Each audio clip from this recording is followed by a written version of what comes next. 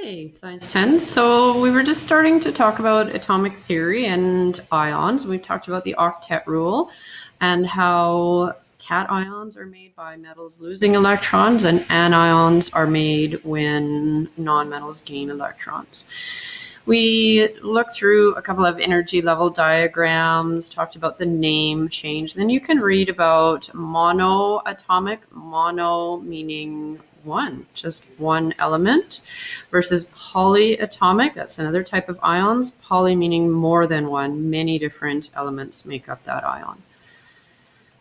Then we're going to move on to the next page here. And on this page, we see that there is just a nice little summary of what happens with our metals and our non-metals. So remember, metals on the left side of the periodic table staircase are going to form cations. That's positively charged ions. Excuse me. On the other hand, when we look on the right side of the staircase at those non-metals, they gain electrons to form anions, negatively charged ions. And you'll notice there's a name change. So here's nitrogen, the name of the atom that is neutral, but the ion ends in an IDE, so nitride ion. And he has a negative charge because now he has more negatively charged ions than he has protons positive. Another thing that you should know is that metalloids, boron, carbon, silicon, typically don't form ions, and neither do the noble gases.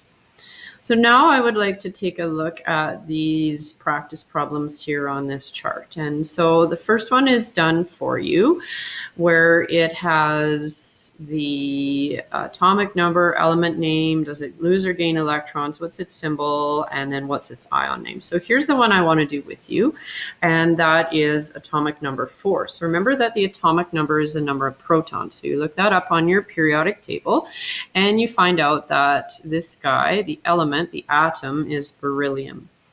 So if you're going to draw out the beryllium atom, you know that he has 4 protons because that's his atomic number, and he's going to have 2 energy levels because he's in period 2. So you set up your 2 energy levels.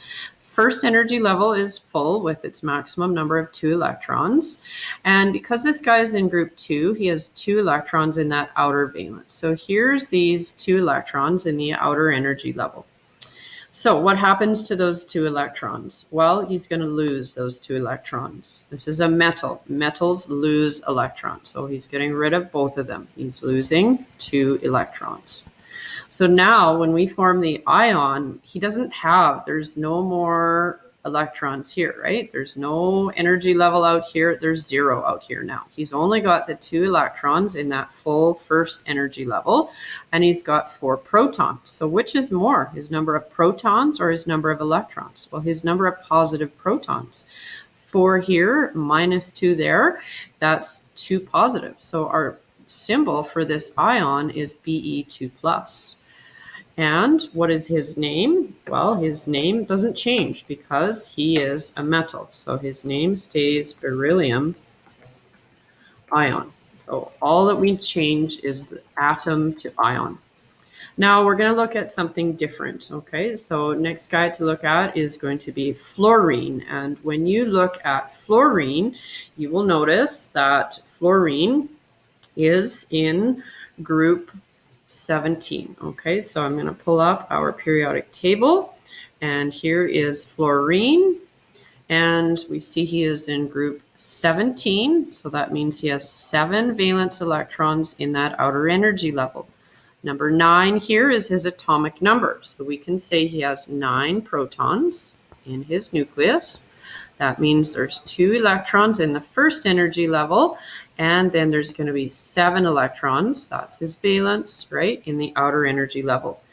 So what's going to happen? Well, it's not very easy for him to lose 7 electrons, right? So what would become easier? Well, he's going to gain 1. So when he gains 1 electron, now how many electrons will be in his outer energy level? Well, now he's going to have 8 electrons in the outer energy level, 2 in that first energy level, the one closest to the nucleus, and he still has 9 protons. That number doesn't change. If it changes, he's not fluorine anymore. He's neon or he's oxygen, right? It has to be 9 protons. So let's count up our negatives. We have 10 electrons and only 9 positive protons. So which one is more? We have more electrons now, more negatives.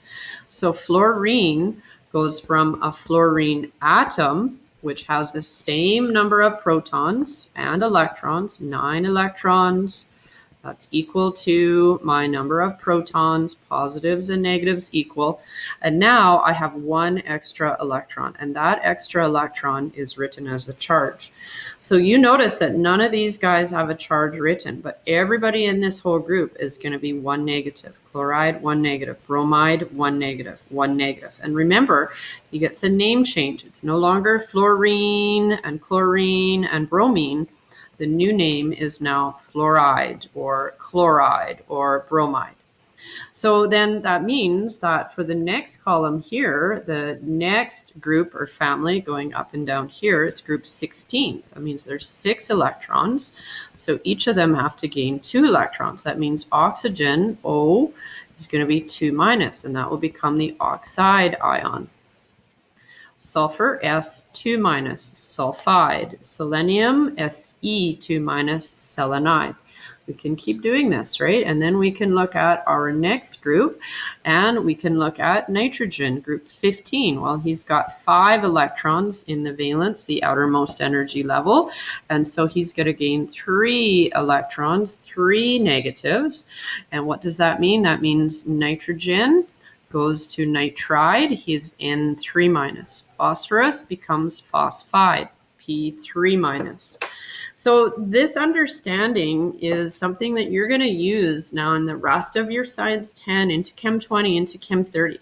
They're not going to tell you what these charges are. You have to understand the model of the atom and understand that all of these nonmetals, everybody to the right of this staircase, except the guys who don't make ions, these guys here, everyone else is going to gain electrons to get that full octet.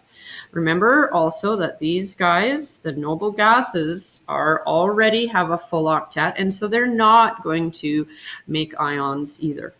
It is nitrogen becoming nitride, oxygen becoming oxide. All of the nonmetals are gaining electrons to form anions, negatively charged ions.